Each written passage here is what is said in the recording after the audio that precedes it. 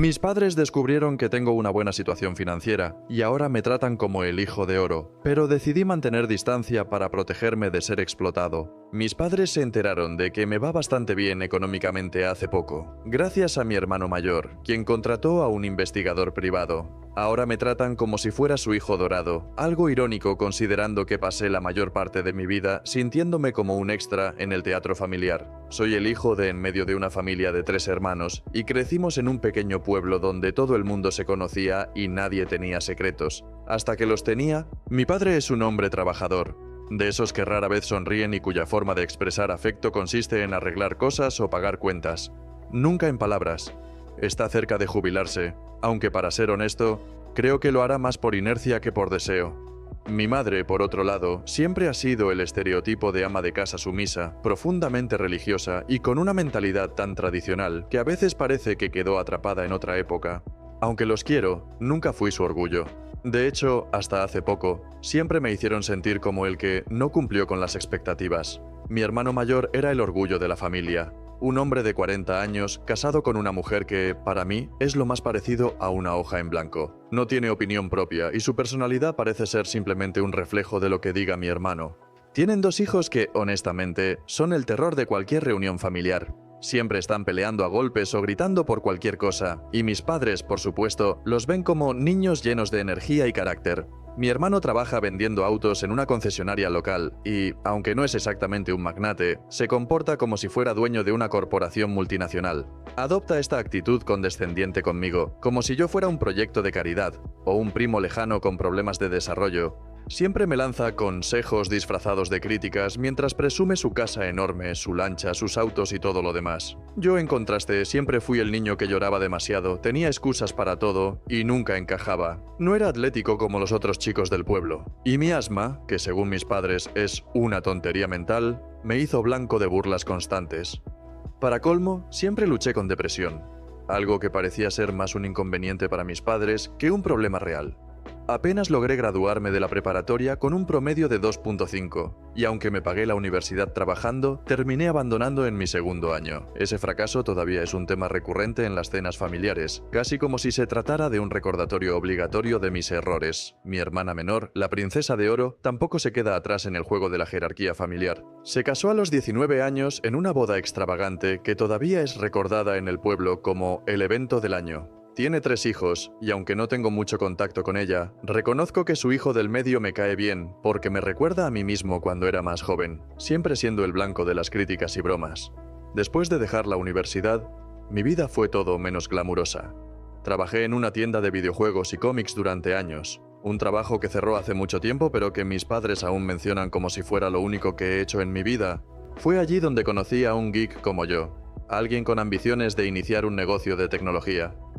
Juntos fundamos un servicio de soporte técnico que, contra todo pronóstico, creció mucho. Eventualmente, mi socio vendió la empresa, y yo terminé recibiendo una buena cantidad de dinero en efectivo y acciones. Esas acciones resultaron ser una bendición, porque su valor se disparó. Hoy en día tengo un patrimonio de 7 cifras, trabajo como CTO en una startup y llevo un estilo de vida bastante sencillo. Manejo un Saturn de hace 15 años, vivo en una casa pequeña pero cómoda, y mis muebles son de segunda mano. No necesito más, aunque mi familia no parece entenderlo. Mis padres esperan que pase cada domingo en su casa, a pesar de que viven a más de 1 hora y media de distancia. Eso significa que pierdo prácticamente todo el día en un viaje que ellos dan por sentado. Durante esas cenas tengo que escuchar cómo mi hermano alardea de su última gran venta, o cómo mis padres me dicen que es hora de que me case y sea un adulto de verdad. Lo irónico es que ahora me ven como el hijo exitoso, pero la verdad es que sigo luchando con mis demonios. Voy a terapia y trato de mantenerme sobrio, aunque mis padres creen que el alcoholismo, al igual que mi asma y mi depresión, solo están en mi cabeza. Tal vez nunca cambien, pero al menos ahora puedo permitirme ignorar sus comentarios sin que me afecten tanto. Al menos la mayoría de las veces. Si alguna vez decido saltarme una cena, no pasa mucho tiempo antes de que me lo recuerden de manera indirecta en la siguiente reunión familiar.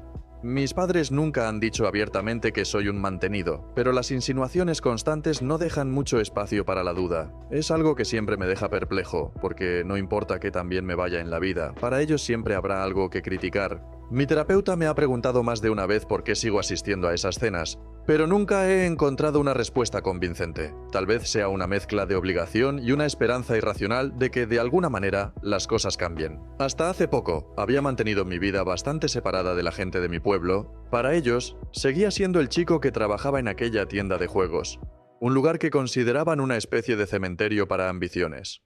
En sus ojos, mi vida de minorista perezoso era un contraste absoluto con la imagen que tenían de mi hermano, el supuesto adulto responsable con un trabajo de verdad. Los videojuegos y los cómics, cosas que para mí eran más que pasatiempos, seguían siendo para ellos simples caprichos infantiles. Cada vez que sacaba a relucir cualquier tema relacionado con tecnología, mi hermano se encargaba de interrumpirme con ese aire de superioridad que siempre ha tenido, como si yo no supiera de lo que hablaba. Hace tiempo decidí no contradecirlo, porque sabía que cualquier intento de corregirlo terminaría en un debate inútil que solo reforzaría su postura de hermano mayor exitoso.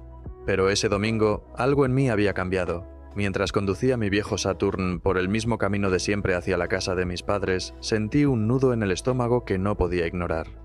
Había hecho ese trayecto cientos de veces, pero esta vez, cada kilómetro que recorría me alejaba más de mi versión sumisa y me acercaba a una versión de mí mismo que estaba decidido a establecer límites.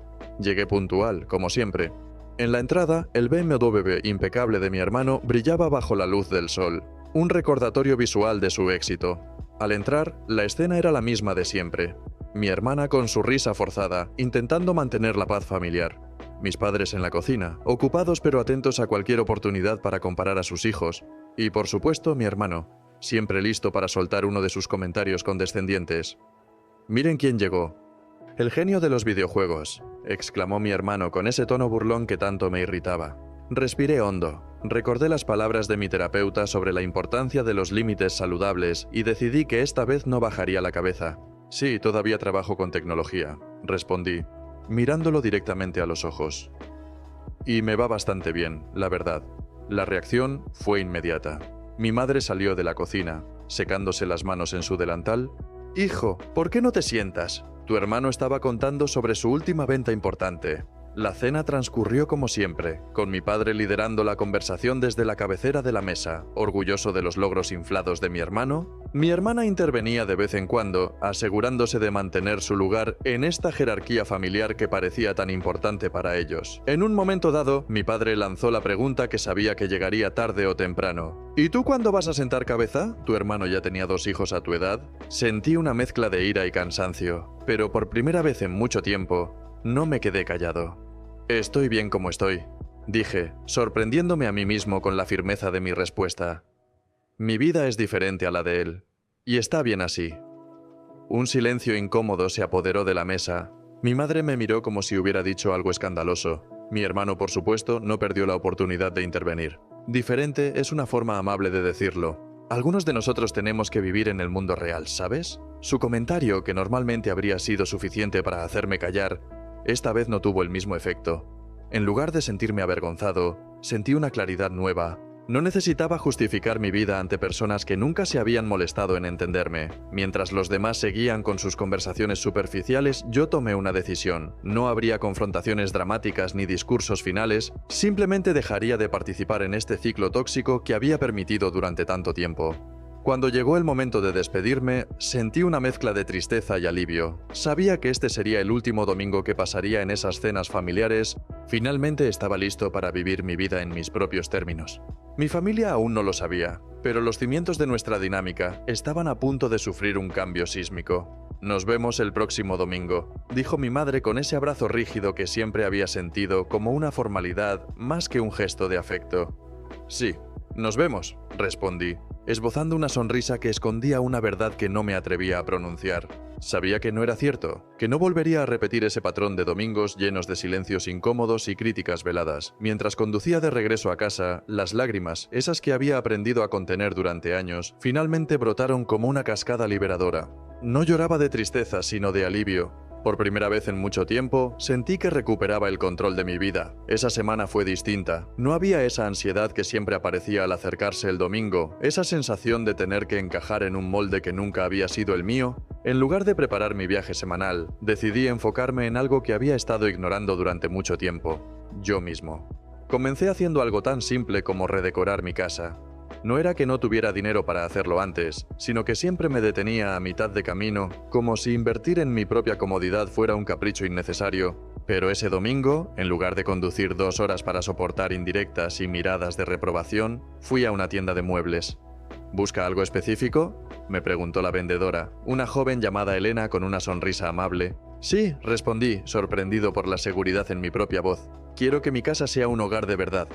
Mientras recorría la tienda, mi teléfono comenzó a sonar insistentemente. Era mi madre, por supuesto. Dejé que el timbre se agotara, sin la urgencia de responder. Luego llegaron los mensajes. ¿Dónde estás? ¿Ya llegó tu hermano? ¿Te pasó algo? Leí cada uno, pero no contesté. Parece que alguien lo necesita, comentó Elena con una sonrisa nerviosa al ver mi teléfono vibrar sin cesar. Sí, respondí. Pero por primera vez en mi vida, yo me necesito más. Pasé el resto de la tarde eligiendo muebles que realmente me gustaban, no los más baratos o los más funcionales, sino aquellos que reflejaban cómo quería sentirme en mi propio espacio. Elegí un sofá cómodo para relajarme después del trabajo, un escritorio amplio donde pudiera desarrollar mis proyectos personales y una cama que, aunque costosa, prometía noches de descanso reparador. Cuando volví a casa, encontré 15 llamadas perdidas y más de 30 mensajes. Uno de ellos era de mi hermana, con el tono pasivo-agresivo que ya conocía también.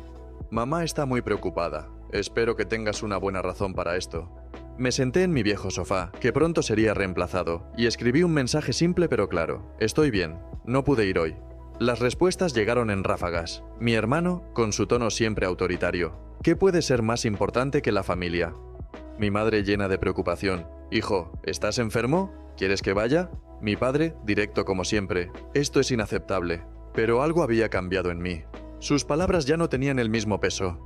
Apagué el teléfono y abrí mi laptop para trabajar en un proyecto personal que había estado acumulando polvo en mi lista de pendientes. Los días siguientes fueron como despertar de un largo sueño. Me inscribí en clases de yoga, algo que siempre había querido hacer pero nunca me atreví, temiendo los comentarios sarcásticos de mi hermano. El domingo siguiente, mientras mi familia esperaba mi llegada en vano, yo estaba en mi primera clase. La paz que sentí en esa hora fue más valiosa que cualquier comida familiar forzada. ¿Notas la diferencia en tu respiración?, me preguntó la instructora al final de la sesión. Sí, respondí con una sonrisa. Y no solo en mi respiración, me siento más ligero. Esa noche, mientras cenaba solo en mi cocina, mi teléfono volvió a sonar. Era mi madre, esta vez llorando. ¿Por qué nos haces esto?, preguntó entre sollozos. ¿Qué hicimos mal? Sentí la familiar punzada de culpa, pero esta vez era diferente. Mamá, no les estoy haciendo nada, respondí con calma. Estoy cuidando de mí mismo. Pero somos tu familia, insistió. Siempre lo seremos, respondí con firmeza. Pero necesito este tiempo para mí. Colgué sintiendo una paz que nunca antes había experimentado. Por primera vez en mi vida adulta, estaba priorizando mis necesidades sobre las expectativas de los demás. Era un paso pequeño, pero sabía que marcaría la diferencia. Un mes había pasado desde la última vez que me senté a cenar con mi familia. A pesar de todo, mi teléfono seguía sonando. No mucho, pero lo suficiente para recordarme que aún existía un vínculo, aunque frágil. Mi madre, que antes llamaba diariamente, ahora solo lo hacía una vez por semana. Mi hermano, siempre con sus comentarios sarcásticos, había reducido sus mensajes casi a cero. Por fin empezaba a sentir un espacio para mí mismo. Mi nuevo departamento reflejaba este cambio. Los muebles que elegí, simples pero funcionales, transformaron no solo el lugar, sino también la atmósfera. Cada rincón parecía diseñado para inspirar tranquilidad, especialmente mi escritorio, estratégicamente colocado junto a la ventana. Allí, con una vista parcial del parque, me sumergía en mis proyectos personales, encontrando en ellos un escape y una forma de construir algo que realmente me representara. Una mañana, mientras revisaba mis correos, algo inesperado llegó a mi bandeja de entrada. Mi startup había sido seleccionada para participar en una conferencia de tecnología en San Francisco. Era la oportunidad que había estado esperando. Durante nuestra reunión matutina, mi asistente virtual, siempre optimista, exclamó: «¡Felicidades! Esto es enorme para la empresa». Asentí, pero en el fondo sabía que esto era más que un logro profesional. Era el momento de mostrarle al mundo, y a mí mismo, de lo que era capaz. Decidí que era hora de actualizar mi imagen, pero esta vez no por complacer a otros, sino por mí. Nunca había considerado algo tan aparentemente superficial como contratar un asesor de imagen, pero ahí estaba, sentado frente a Carlos, quien examinaba mi guardarropa con ojos críticos. «Tienes potencial», dijo con un tono que dejaba claro que lo decía en serio. Solo necesitas dejar de esconderte. Sus palabras tocaron una fibra sensible. Había pasado demasiados años ocultándome tras ropa holgada y actitudes de autosuficiencia que en realidad eran puro miedo. Las semanas siguientes marcaron una transformación completa. Aprendí a cuidar de mi apariencia, pero más importante aún, a valorar quién era. Mi postura, siempre encorvada, empezó a mejorar. La rutina de ejercicios que había adoptado no solo fortalecía mi cuerpo, sino también mi confianza. Incluso mi asma, que solía ser una excusa para evitar el esfuerzo físico, estaba más controlada gracias a una combinación de ejercicio y cuidado médico. En terapia, las sesiones se volvieron más profundas. Mi terapeuta notó el cambio antes que yo. ¿Te has dado cuenta de cómo ahora ocupas más espacio?, me preguntó un día. Me senté más derecho y sonreí. Sí, creo que ya no siento la necesidad de encogerme. Un día, mientras compraba café en mi lugar habitual, me encontré con Elena, la vendedora que me ayudó a elegir los muebles de mi departamento. «¡Wow! Casi no te reconozco», dijo con una mezcla de sorpresa y admiración. Sonreí, algo que antes me costaba. «Yo tampoco me reconozco a veces», respondí. Terminamos compartiendo un café y por primera vez en mucho tiempo disfruté una conversación genuina sin sentir que debía justificar mi existencia. Mientras hablábamos, mi teléfono vibró. Era un mensaje de mi hermana. «Papá y mamá están organizando una reunión familiar este domingo. Esperan que vengas». En otro momento, ese mensaje habría desatado una tormenta de ansiedad. Pero ahora, simplemente lo leí y volví a la conversación. Elena, curiosa, me preguntó: «¿No vas a responder?». Negué con la cabeza. «No ahora, estoy disfrutando este momento». Esa noche, mientras trabajaba en mi presentación para la conferencia, reflexioné sobre el camino recorrido. No se trataba solo de un cambio externo, la verdadera transformación estaba en mi interior. La confianza que sentía no venía de la ropa nueva ni del ejercicio, aunque ayudaban. Venía de finalmente aceptarme tal y como era. Más tarde mi teléfono sonó de nuevo. Era mi madre. «Hijo, ¿vendrás el domingo?». «Toda la familia estará aquí». Inspiré profundamente antes de responder. «No, mamá. Tengo otros compromisos». Su respuesta llegó con un tono de decepción evidente. «Pero es la familia». «¿Qué puede ser más importante?». Mi respuesta fue firme y clara. «Mi bienestar. Y en este momento, eso significa mantener cierta distancia». Hubo un silencio largo. Finalmente, con un suspiro, dijo: «No te reconozco». Mi respuesta fue inmediata. «Lo sé. Yo tampoco me reconocía antes, pero ahora estoy empezando a hacerlo». Colgué el teléfono con una sensación extraña, una mezcla de tristeza y alivio. Ese momento marcó un antes y un después. Finalmente, entendí que elegir mi felicidad no era egoísmo, sino un acto de amor propio. La metamorfosis no fue solo un cambio físico, fue una reconfiguración completa de quién era yo como persona. Y aunque dolía, aunque cada paso se sentía como caminar descalzo sobre piedras filosas, sabía que este era el camino correcto. La conferencia en San Francisco se aproximaba rápidamente, trayendo consigo un huracán de cambios que ni en mis mejores sueños había anticipado. Mi startup, aquella idea que alguna vez parecía un capricho destinado al fracaso según mi familia, ahora estaba atrayendo inversores importantes. Mi bandeja de entrada no paraba de llenarse con solicitudes de entrevistas y propuestas de colaboración. Era surrealista. Todo cambió una mañana común, mientras revisaba las noticias locales en mi celular durante mi rutina de ejercicios. Me congelé al ver un artículo en la sección de negocios del periódico local. Empresarios emergentes de la región. Allí estaba yo, mi nombre en letras grandes, acompañado de una foto reciente. Era imposible ignorarlo. Y claro, tampoco tardó mucho en desatarse el caos. Mi teléfono comenzó a sonar insistentemente. Era mi hermano. ¿Es esto algún tipo de broma?, preguntó sin saludar, como si su incredulidad necesitara afirmarse desde el primer segundo. ¿Desde cuándo eres un empresario exitoso? Sentí la conocida tensión en el pecho, pero respiré profundo. No iba a dejar que esta conversación me afectara. Siempre lo he sido, Tom. Solo que nunca te molestaste en notarlo. ¿Por qué no dijiste nada? ¿Por qué nos has estado mintiendo todos estos años? No mentí, respondí con calma. Simplemente dejé de tratar de explicarme cuando quedó claro que nadie quería escuchar. El silencio al otro lado de la línea fue ensordecedor. El tipo de silencio que pesa. Finalmente su voz regresó, más cargada de emociones que de palabras. «Mamá está destrozada. Dice que ni siquiera te reconoció en la foto». «Tal vez ese sea el problema», respondí. Nunca me vieron realmente. Lo que siguió fueron días de tormenta. Mi familia, que ya de por sí estaba molesta por mi aparente desaparición de sus vidas, ahora estaba furiosa por lo que ellos llamaban mi engaño. Mi padre me envió un mensaje kilométrico sobre la importancia de la honestidad familiar. Mi hermana, siempre sutil como un elefante en una tienda de porcelana, publicó en sus redes sociales un estado pasivo-agresivo sobre cómo algunas personas cambian con el éxito. Era como estar en medio de un huracán emocional, y cada miembro de mi familia parecía tener su propia ráfaga de viento en mi contra. En medio de todo este caos, Elena se había convertido en un ancla para mí. Nos veíamos seguido para tomar café y charlar. Era una de las pocas personas que no me miraba con juicio ni resentimiento.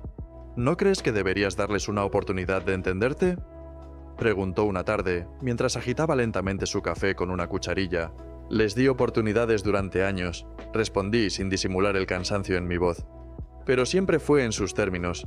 Ahora necesito vivir en los míos. Conforme la conferencia se acercaba, los cambios continuaban.